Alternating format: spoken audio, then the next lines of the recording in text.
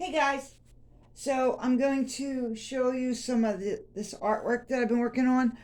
First off, I just started a painting of Johnny Depp, and I'm going to use that as the background to show you paintings.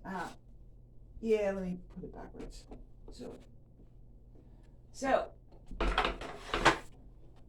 I'm working on this project that's um, how do I describe it? It's 90 and 90. 90 days of artwork, right? And it's all based on recovery, 12-step stuff. And so every one of them is an abstract art. So I wanted to share them with you. I already showed you guys this one. And this one's called AA Lies. So I did not finish all 90 of them yet, but I did want to share them with you. So that would be day 1 of 90. And the reason why I went with 90 days of artwork is because in rehab, when you're in rehab, and when they tell you when you get out, you should do 90 meetings in 90 days. And so that's why I started it. So this is day 2 of 90. This one's called Did It Work?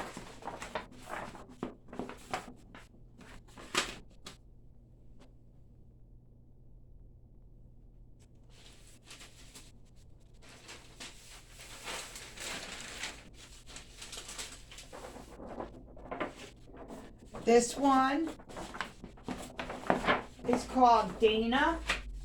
And that is a girl that I lived in a recovery house in Kensington, Philadelphia, and she overdosed, and we found her dead in her room.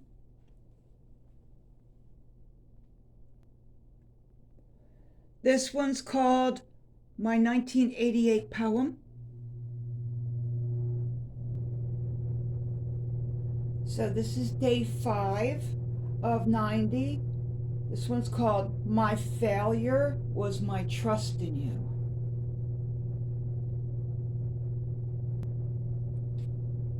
This one's day 6. Once a junkie, always a junkie. This is day 7. It's called I Read It All. Read as R-E-D, but also a play on words, meaning I read the big book of Alcoholics Anonymous. I read it all.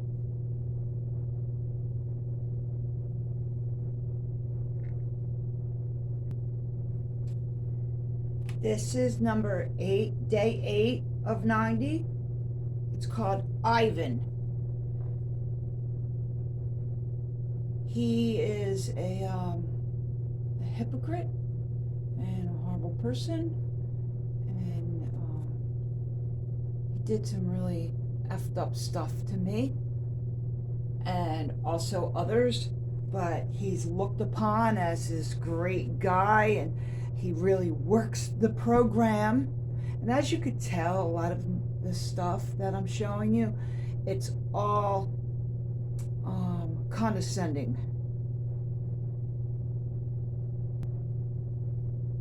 Like this one. This is day 9. It's called How to Grow a Healthy Manipulation Tray. Manipulation is a huge part of what I had experienced in Alcoholics Anonymous and Narcotics Anonymous. This whole tree is all pieces I cut out of the big book from their chapters. Like this is chapter 10. It's called Two Employers. This one's chapter 7, Working with Others. And the big book of Alcoholics Anonymous might sometimes say some good stuff, but the people that are in Alcoholics Anonymous, they use these words in the book to manipulate others and to control them in their cult. I hate to say it, but the 12 and 12 program, it's a cult, a dangerous one. I decided to go back to this one. It's called Ivan. So I want to explain to you a little something. And this is not this is not like odd man out. This is what people do in Alcoholics Anonymous. This guy dated another girl in the program, and they call that 13th step. It's really a tradition, but they call it the 13th step, is when you take somebody who's got less time than you or whatever, and you manipulate them so you can control them as you're having sex with them. Well, this guy, who, by the way, doesn't even have a green card to be in America, he raped this girl, and she called the cops and everything, and he was put in jail. But then the people on Alcoholics Anonymous and stuff, this she was put down so terrible, because you're supposed to let it go, and you can't hold on to anger because it just kills you and you'll drink again and all this stuff. So instead of sticking up for her right as a human woman, and stand there and say, this man attacked me and harmed me, no, no, no, I'm going to forgive him so that all the people in AA will not be angry at me and all this stuff. And so I'm not saying that this person's name is really Ivan, but here's another story. So when COVID came out, I was wearing a mask. And this is when I stopped going to Alcoholics Anonymous. One of the main reasons why I stopped going to Alcoholics Anonymous. I go to the meeting and I have a mask on because COVID was new.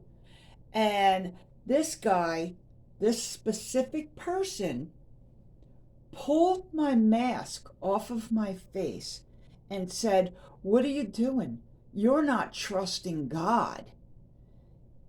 And I was so appalled at his actions that I physically stopped going to meetings after that. And there's a lot of other things that I saw along the way, like all these people would put me down when I would go to pick up a white chip, right? Let's say I did a Percocet because I had cancer, right? And I have a really bad leg, and I did some painkillers, right? And so they're like, "Oh, you're relapsed." So I had to go pick up a white chip, and I was so embarrassed and humiliated. Meanwhile, I get a sponsor who tries to sell me, get this, Percocets, because she said, "You look like you're in so much pain, I wanted to help. And since I'm your sponsor, it's okay because I can keep you in check." And that was the last time I went to Alcoholics Anonymous. But see, not only that, they're just all hypocrites. They're all smoking pot. Like the one woman told me, "Come to the morning meetings. We're all chill here because we all smoke pot and we accept that of each other." And I'm like, what? I thought this was like a abstinence only type of situation, because that's what I've been taught for 20 years being around the rooms. And they're like, "Oh, well, yeah, this is Alcoholics Anonymous. Pot isn't alcohol." And I'm like, are you guys kidding me? Like, this is crazy. So this one is day 10, step 1. That's what it's called, step 1. This one is day 11. It's called step 2, hide and go seek.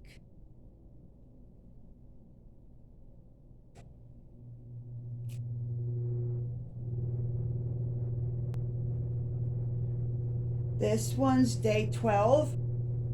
It's called lost in my decision. Now, a lot of these things, you need a little bit of background for Alcoholics Anonymous to really understand the abstraction of the names of each of these pieces and the work itself. But maybe one day I could explain it better, but this is me trying to get out all of this stuff, being, for since 1999, being in those rooms. It really sucked the life out of me. And when it came down to it, if you didn't conform to the way they were, the way they are, you were treated bad. And I was treated bad. They didn't even want to give me a key when I had the amount of time that everybody else had to give me a key to open a room and be a part of this thing, because I didn't, because say I had dreadlocks, but I didn't have dreadlocks back then, but I had like ponytails and I would skateboard, right? Before I got cancer and I became disabled, I was a skateboarder. And I would skateboard or roller skate over to the meeting or whatever. And I would have, like, I don't know, pigtails in my hair. And these women would be like, do you really think a woman of worth and dignity would be wearing pigtails? And I'm like, what?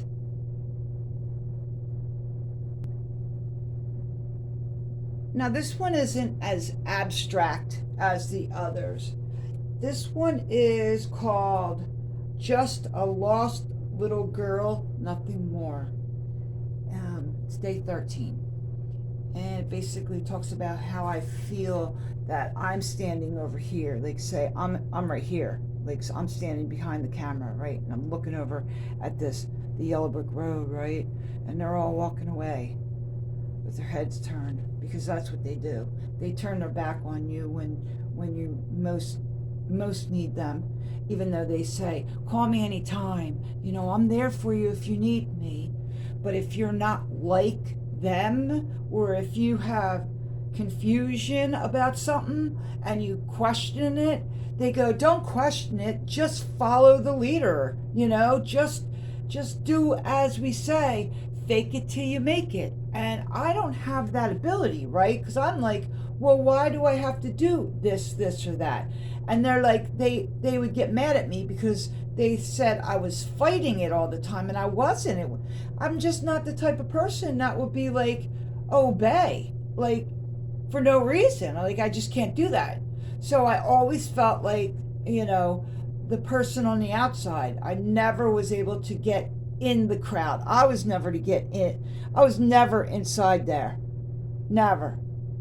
I was never able to get in because I didn't conform. This one's number 14 of 90. Time to grow or go home. So basically, I spent a lot of time trying to grow in that program, and I would do the steps, and I didn't seem to get it the way other people got it, right? Like, I didn't feel like this spiritual awakening the way I was told it was going to happen, or I didn't feel like a load off my shoulders when I quote unquote took responsibility for my own actions. I guess because I always did. All through my life, I always said, yep, I did this, or if I didn't, I wouldn't take, I wouldn't say I did it for no reason.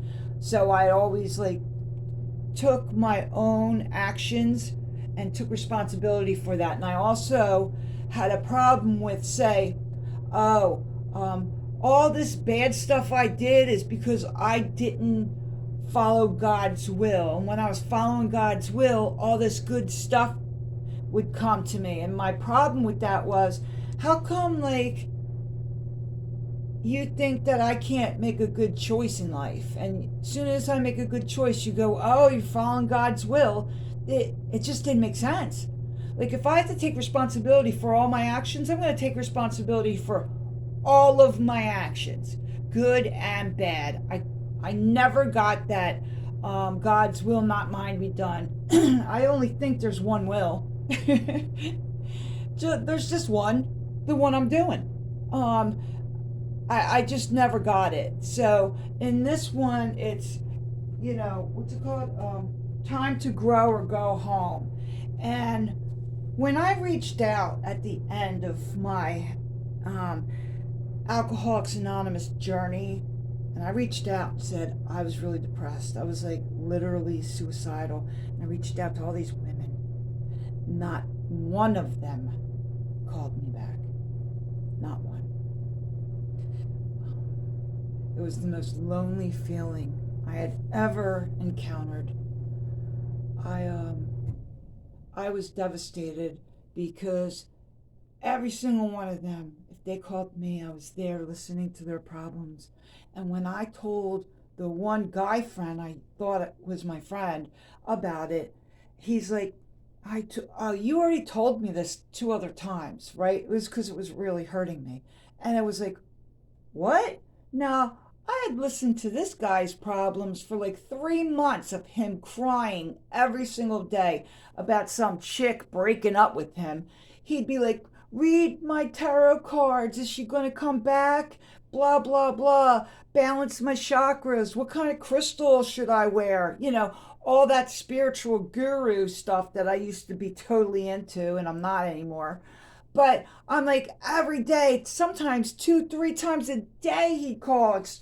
And I didn't have a problem with that. I was there for him, man. I'm there. I'm your friend. I'm going to listen, right? And then he had the audacity to look at me and go, yeah, I know. Let this stuff go. Leave it in the past. You already told me this twice. I was so freaked out because, like, that's when I realized it all hit me. These people are hypocrites and just terrible people. They're terrible. I mean, there are some nice people in AA and NA, don't get me wrong. But in general, when following these 12 steps in your life, blah, blah, blah, you become you become something that I won't call a friend. You become like a robot, a cult follower. Your brain has been brainwashed into thinking and saying certain words and terms to keep you on this straight path of this is the only way. And this is the last one I've done. It's day 15. It's called I See. And I was able to, with abstract art, I was able to, what's the word I want to use? Banish the negative, hateful feelings I had for this program, for this thing they call the 12-step program. These terrible human beings who are not good friends and are in general just very judgmental and um, you know so I was able to get out all my frustrations and all my hatred for it. So when if you are thinking about getting help for alcohol or drugs, seek out a professional, a counselor who knows about addiction and alcoholism. And um, I did. And I was able to get so much more help within months. I was able to really dig deep into myself. Not when I was in AA or NA, I didn't do any of that. But with a counselor, with a licensed professional, I was able to really dig deep and get help. And a lot of them actually say there is no need for a 12-step program. I found out that I am not actually an addict. I had a drug problem. There is a big difference between somebody who has a drug problem and someone who is an addict or an alcoholic.